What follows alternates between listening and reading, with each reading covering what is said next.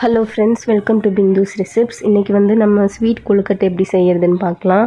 First இதுக்கு தேவையான ingredients என்னென்னு சொல்லிடுறேன். பச்சரிசியை வந்து நல்லா 1 மணி நேரம் ஊற வச்சுட்டு அதை காய வச்சுட்டு நல்லா பவுடராக பண்ணிக்கோங்க. அது 1 கப் எடுத்துக்கோங்க. அதுக்கப்புறம் வெல்லம் வந்து 1/2 கப்பு, தேங்காய் 1 கப்பு, ஏலக்காய் ஒரு 3, சால்ட் ஒரு பிஞ்சு, கருப்பு எள்ளு வந்து ஒரு 1/4 டீஸ்பூன், தண்ணி தேவையான அளவு, உப்பு தேவையான அளவு. இப்போ வந்து ஒரு பவுலில் வந்து 1 கப்பு மாவு எடுத்துக்கலாம். அதுக்கப்புறம் ஒரு பிஞ்ச் ஆஃப் சால்ட் வந்து ஆட் பண்ணிக்கோங்க. அதுக்கப்புறம் அதை நல்லா மிக்ஸ் பண்ணிக்கோங்க. ஒரு 1/4 டீஸ்பூன் கருப்பு எள்ளு வந்து ஆட் பண்ணிக்கோங்க. இது வந்து ஆப்ஷனல் தான். ஸோ இதையும் நல்லா மிக்ஸ் பண்ணிக்கோங்க. அதுக்கப்புறம் நல்லா பாயில் பண்ண தண்ணி இருக்குதுல்ல, நல்லா கொதிக்கிற தண்ணி வந்து கொஞ்சம் கொஞ்சமாக விட்டு அந்த மாவை நல்லா கலக்கிக்கோங்க.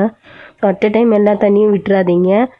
அப்படி செஞ்சிங்கன்னா மாவு உங்களுக்கு கன்சிஸ்டன்சி வராது, நம்மளுக்கு கொழுக்கட்டை பிடிக்க வராது. ஸோ லூஸாக போயிடும், அப்புறம் எதுவும் பண்ண முடியாது. அதனால் கொஞ்சம் கொஞ்சமாக தண்ணி விட்டு நல்லா பிசைஞ்சிக்கோங்க.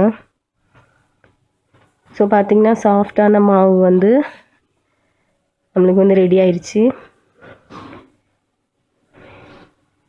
ரொம்ப சாஃப்டாகவும் இருக்குது, கொழுக்கட்டை பிடிக்கிறதுக்கும் நல்லா ஈஸியாக இருக்கும். ஸோ இதை வந்து ஒரு ஓரமாக வச்சிடலாம். இப்போ பூரணம் வந்து எப்படி செய்யறதுன்னு சொல்லிட்டு பார்க்கலாம். ஸோ ஒரு 1/4 கப்பு தண்ணியில் வந்து நம்ம பவுடர் பண்ணி வச்சுருக்க ஜாகரி வந்து ஆட் பண்ணிக்கலாம். ஸோ இந்த வெல்லம் வந்து நல்லா ஃபுல்லாக மெல்ட் ஆகிற வரைக்கும் இது பண்ணிவிட்டு கொதிக்க வச்சுட்டு நம்ம வந்து இதை வடிகட்ட போகிறோம். ஸோ பார்த்திங்கன்னா நிறைய இம்ப்யூரிட்டிஸ் இருக்குது. இது எல்லாத்தையும் வடிகட்டிட்டு திரும்பவும் அந்த வெள்ளைப்பாகை வந்து நல்லா கொதிக்க வைக்கலாம்.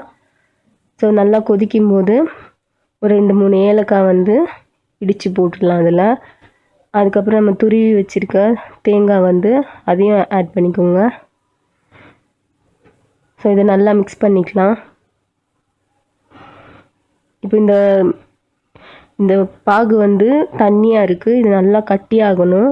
அப்போ தான் நம்மளுக்கு வந்து பூர்ணம் கையில் பிடிக்கிற மாதிரி வரும். ஸோ அது நல்லா இது வந்து திக்காகிற வரைக்கும் நல்லா பாயில் பண்ணட்டும். ஸோ பார்த்திங்கன்னா இப்போ கொஞ்சம் திக்காயிருச்சு, நம்ம கையில் பிடிக்கிற அளவுக்கு வந்ததும் ஆஃப் பண்ணிடலாம். இப்போ பார்த்திங்கன்னா நம்மளுக்கு பூரணம் ரெடி ஆகிடுச்சு. இப்போ கொழுக்கட்டை எப்படி செய்கிறதுன்னு பார்க்கலாம். ஸோ இந்த மாதிரி ஒரு கொழுக்கட்டை அச்சில் வந்து நான் கொழுக்கட்டை எப்படி செய்கிறதுன்னு காட்ட போகிறேன்.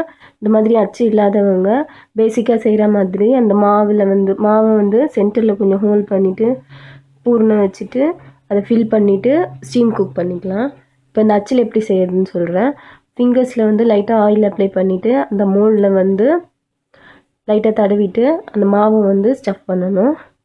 ஸோ எவ்வளோ முடியுமோ அவ்வளோ ஸ்டஃப் பண்ணிவிட்டு லைட்டாக க்ளோஸ் பண்ணிவிட்டு சென்டரில் வந்து ஹோல் போடணும் ஃபிங்கரால். ஸோ மெதுவாக போடுங்க, சைட்ஸை உடச்சிடாமல் பார்த்துக்கணும். அதுக்கப்புறம் வந்து கொஞ்சோண்டு பூரணம் எடுத்து உள்ளே வந்து ஃபில் பண்ண போகிறோம். பூரணம் வச்சுட்டு திரும்ப அந்த மாவை வந்து அப்படியே மெதுவாக க்ளோஸ் பண்ணிடலாம் நம்ம. ஸோ லைட்டாக டேப் பண்ணிட்டிங்கன்னா அது செட் ஆகிடும். அதுக்கப்புறம் மெதுவாக ஓப்பன் பண்ணி அது வந்து ஸ்லைட் பண்ணால் போதும். ஸோ சைட்ஸில் ஆயில் அப்ளை பண்ணியிருக்கனால அது ஈஸியாக வந்துடும். ஸோ எடுத்து பிளேட்டில் வச்சுக்கலாம். ஸோ இதே மாதிரி இன்னொரு செட்டு செஞ்சு காட்டுறேன்.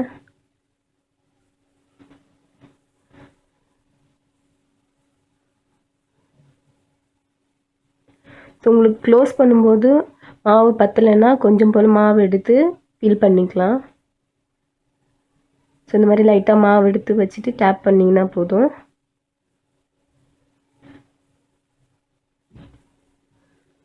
ஈஸியாக வந்துடும். ஸோ இந்த மாதிரி எவ்வளோ கொழுக்கட்டை செய்ய முடியுமோ எல்லாத்தையும் செஞ்சு ஒரு பிளேட்டில் வச்சுக்கோங்க. இப்போ இதை வந்து ஸ்டீம் குக் பண்ண போகிறோம். ஸோ வந்து நான் ஸ்டீம் குக் பண்ணுறதுக்கு இந்த மாதிரி ஒரு பவுல் எடுத்திருக்கேன். ஸோ இந்த மாதிரி பவுல் இல்லாதவங்க சாதா இட்லி பிளேட்லேயே வந்து ஸ்டீம் குக் பண்ணலாம். ஸோ இந்த பவுலில் வந்து இப்போ எல்லாத்தையும் எடுத்து அரேஞ்ச் பண்ணி வச்சுட்டு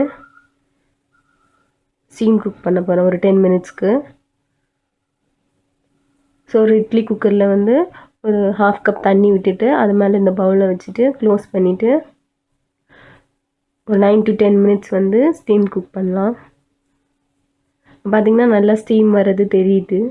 ஸோ 10 மினிட்ஸ் கழித்து ஆஃப் பண்ணிவிட்டு பார்க்கலாம் ஓப்பன் பண்ணி. சூப்பராக இருக்குது, கொழுக்கட்டை நல்லா வெந்திருக்கு. பார்த்திங்கன்னா ஒட்டவே இல்லை அந்த பவுலில். ஒரு பிளேட்டில் இந்த மாதிரி எடுத்து அரேஞ்ச் பண்ணி வச்சுட்டு சூப்பராக என்ஜாய் பண்ணுங்கள்.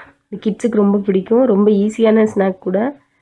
ஸோ ஒரு 5 to 10 மினிட்ஸில் முடிச்சிடலாம் அந்த வேலையை. கண்டிப்பாக வீட்டில் செஞ்சு பாருங்கள். தேங்க்ஸ் ஃபார் வாட்சிங் ஃப்ரெண்ட்ஸ். மறக்காமல் உங்கள் கமெண்ட்ஸை எனக்கு போஸ்ட் பண்ணுங்கள்.